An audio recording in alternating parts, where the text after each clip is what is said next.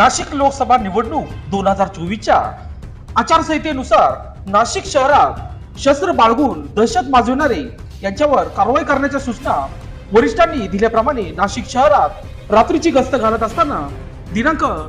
18 मार्च 2024 रोजी गुन्हे शाखा युनिट 1 चे पोलीस हवालदार वाघमारे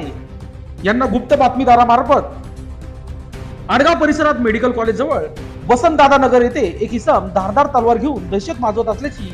बातमी वरिष्ठ पोलीस निरीक्षक मधुकर कड यांना दिली। त्यांच्या मार्गदर्शनातून पोलीस हवालदार धनंजय शिंदे, प्रदीप मजदे, विशाल काटे, प्रशांत मरकट, विशाल देवरे यांचे पथक तयार करून घटनास्थळी रवाना करण्यात आले। त्या ठिकाणी रोहित नवनाथ राऊत राहणार आडगाव परिसर मेडिकल कॉलेज वसंतनगर याच्याकडून रुपये